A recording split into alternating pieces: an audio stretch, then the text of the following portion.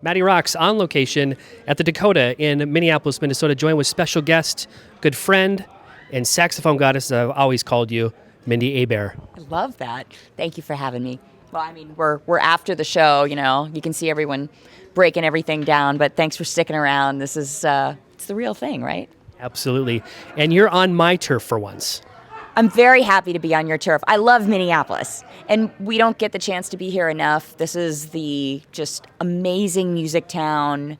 We all said it, you know, after playing the first set tonight. Just everyone in this town, they know music, they appreciate it, whether they grew up with it or whatever. It's somehow seeped into their blood here, and I just love being here. And it's warm this time. Literally, last time I came here, I think my eyebrows froze off. This time, short sleeve shirt. I'm sitting here. I've got a little beverage. It's really nice. It's good to have you, and an amazing show. Thank you. This place, you know, the Dakota is this little club that can. You know, I mean, we play festivals and we play these huge places. It's cool to come here to a great audience and have it be small, you know, have it be 200 and something people, and they're all packed in and there's an energy about it. And the show is always different because of that. And you just played 2 back-to-back shows, packed shows. How do you feel about that? You see the sweat, you see the hair's messed up and everything. You know what? I really like the old school, do 2 shows a night.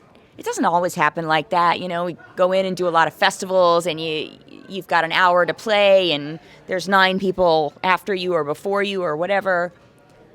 I love the fact that it can be our night, and all of us grew up, you know, coming up the ranks, playing dark, dingy clubs, and we'd play, you know, 4 sets a night, and we'd be playing from 9 p.m. to 2 a.m.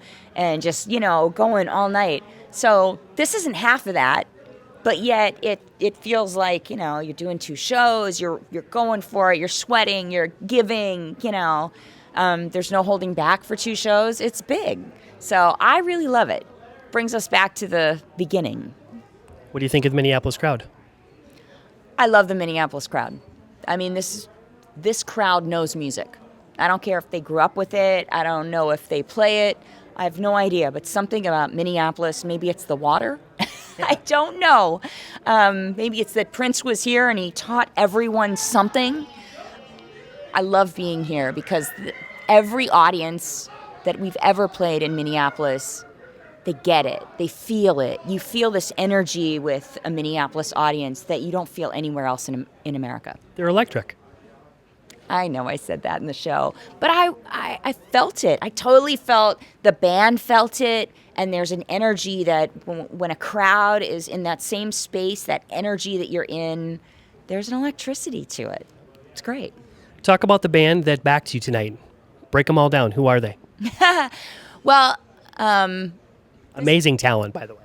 Thank you. I completely agree. I'm one of those artists who believes that you should surround yourself with people better than yourself, and they're just going to make you shine, and they're going to inspire you to greatness. I always want that.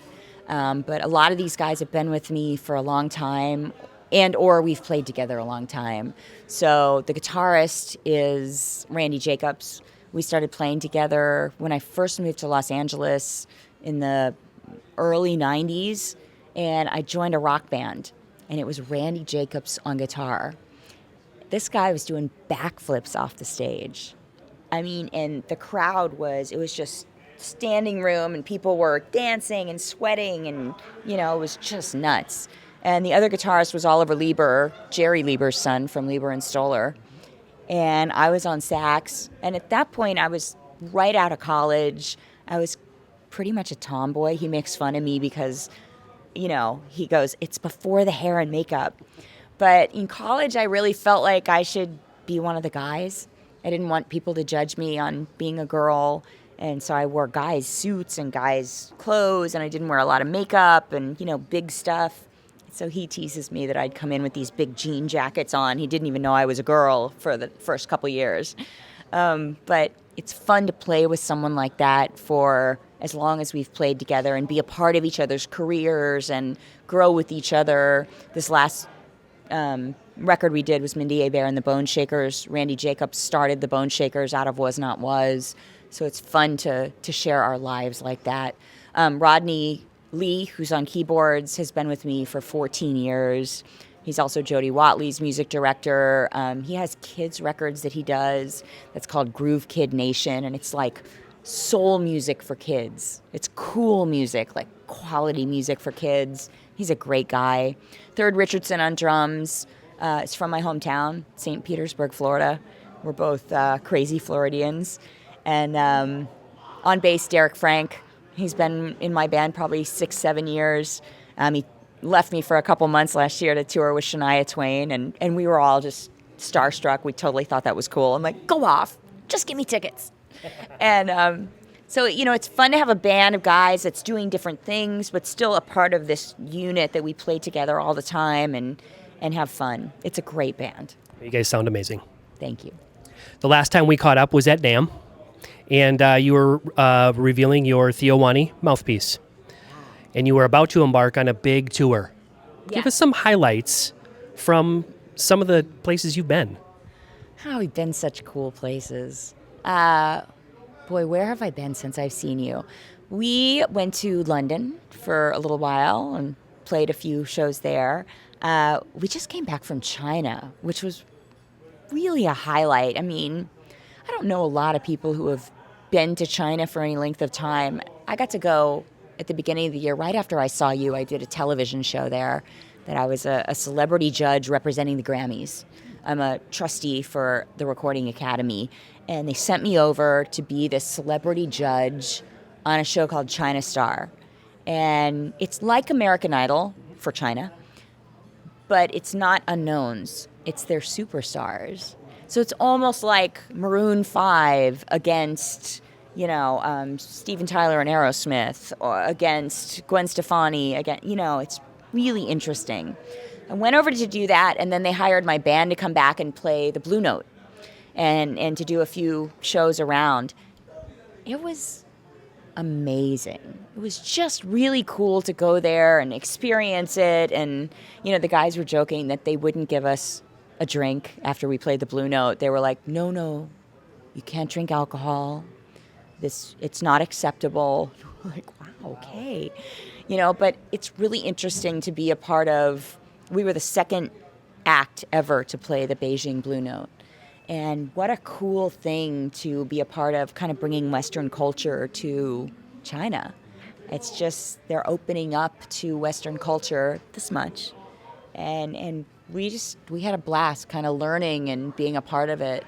So it's fun to travel around and kind of learn and go kind of spread our music around. And, we're going to Oakland and we're going all kinds of places. It's just fun.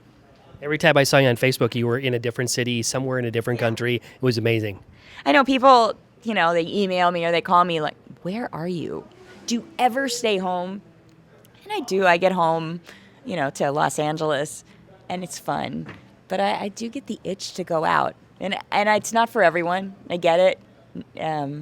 It's not fun to stand in lines and get a bad seat on an airplane or whatever. But I got guys around me that I love, and we love playing together. And you have fun.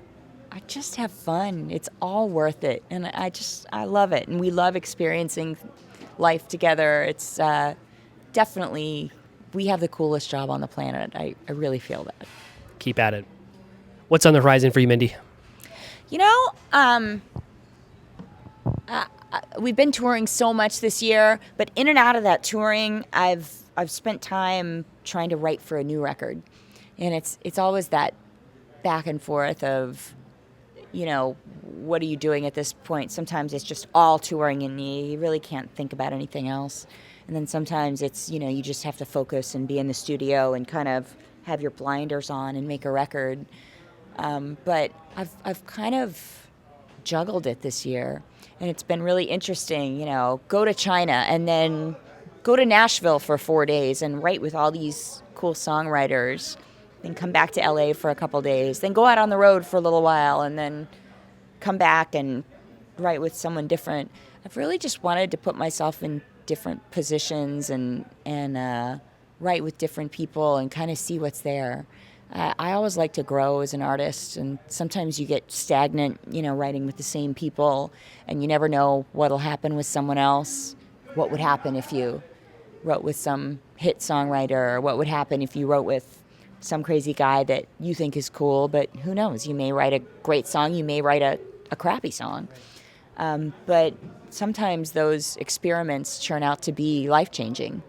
And you never know what that's going to be. So I usually try to put myself out on the line and just see what would happen if. And I've written some cool songs with some people for this record. I'm hoping to finish it by the end of the year. But I'm really just piling up songs right now. And I'm that person that'll pile up 40 songs for a record and kind of listen to them and have them in iTunes and go back and forth and, move them around and go, those kind of fit together, or I like that vibe, I feel that. And I live with it until I feel like I've got a record. And so we'll see when that is, but I'm really having fun just kind of trying to push myself and get with different people and see what's in there. What do you envision the next release to be? It's interesting, I had a crazy couple years doing American Idol as their featured saxophonist, and then going off with Aerosmith for a summer, and my summer vacation with Aerosmith, and getting to play with Springsteen for a night. All that's pretty crazy energy. It's pretty crazy power to sit and go, okay, how would I put this into my own career? And my Wild Heart record came out of that. I wrote with Greg Allman, and I called Joe Perry to play, and Trombone Shorty and Max Weinberg, and it was a cool way to fuse my worlds, because I always had all my rock friends over here, and then I had, kind of my jazz world over here, and it was all one at a certain point, and it was really cool. Then we made this live record. I changed up my band to play the Wild Heart catalog live. And it was Randy Jacobs, and it was Third, Richardson, and it was all these guys that I brought in thinking, we're going to bring this music to life.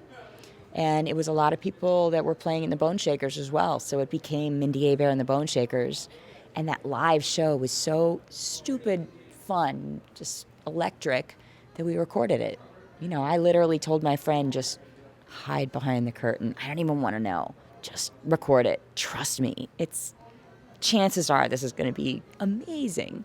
And it was. That's what became the live record. And that live record was just sheer abandon. It was fun. It was energetic. It was rock and roll. It was blues. It was jazz.